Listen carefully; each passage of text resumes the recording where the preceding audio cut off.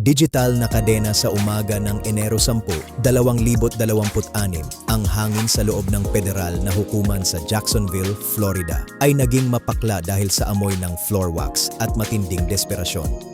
Ang kaso, The People of the Atlantic laban kay Elias Thorne ay hindi isang ordinaryong paglilitis. Si Thorne, isang lalaking kilala sa kanyang dating buhay bilang isang precision technician mula sa Rhine, ay isang 2 beses na world champion sa sining ng Green Base. Ilang buwan lang ang nakalilipas, legal niyang ipinalit ang kanyang lumang bandila para sa Stars and Stripes, isang hakbang na niyanig ang pandaigdigang komunidad ng palakasan. Ngunit ngayon, hindi niya ipinagtatanggol ang isang titulo, ipinagtatanggol niya ang kanyang kalayaan.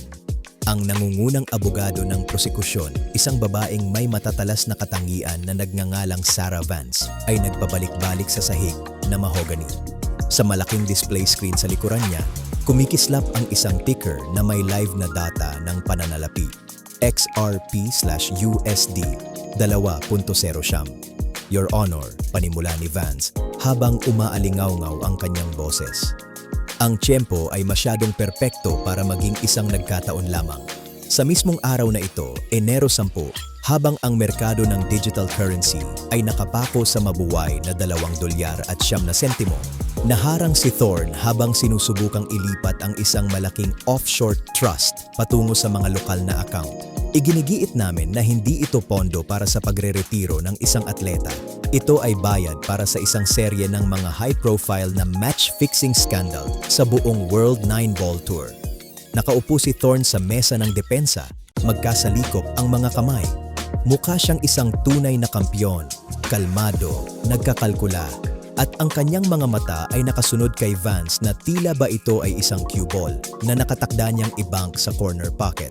Hindi gumalaw ang abogado ni Thorne na si Marcus Gable. Hinintay niyang tumagal ang katahimikan. Gusto ng prosekusyon na maniwala kayo na ang isang tao na nanalo ng 2 World Championship, isang tao na nagpa-naturalize lang bilang mamamayan ng US upang itaas ang bandila para sa kanyang bagong tahanan, ay itataya ang lahat para sa isang crypto payout, sabi ni Gable. Habang dahan-dahang tumatayo, itinuturo nila ang presyo ng XRP. Sinasabi nilang $2.0 ang magic number. Ngunit may nakalimutan sila, hindi pumasok ang kliyente ko sa merkado upang magtago ng pera. Pumasok siya dahil siya ay kinikikilan. Ibinagsak ni Gable ang isang makapal na folder sa mesa ng hukom. Sa loob nito ay mga encrypted na transcript. Ipinapahiwatig ng mga ito na ang paglipat ni Thorne sa bandila ng US ay hindi lamang tungkol sa patriotismo. Ito ay pagtakas mula sa isang sindikato sa Europa na humahawak sa utang ng kanyang pamilya. Habang ang sikat ng araw sa hapon ay tumatagos sa mga bintana ng hukuman, umabot sa rurok ang tensyon. Ang ticker sa screen ay bahagyang gumalaw sa $2 at 88 sentimo, isang mikroskopikong pagbaba na kumakatawan sa milyon-milyong dolyar sa konteksto ng sinasabing trust. Mr. Thorne, yumuko ang hukom pasulong. Isa kang tao ng katumpakan. Naglalaro ka ng isang laro kung saan ang 1 milimetro ay ang pagkakaiba sa pagitan ng kaluwalhatian at pagkatalo. Sabihin mo sa hukumang ito, bakit ang bandila ng US? Bakit ngayon tumayo si Thorne? Sa unang pagkakataon, ang hitman ng mundo ng bilyar ay nagmukhang tao. Sa dati kong bansa, ako ay kampeyon ng nakaraan, sabi niya.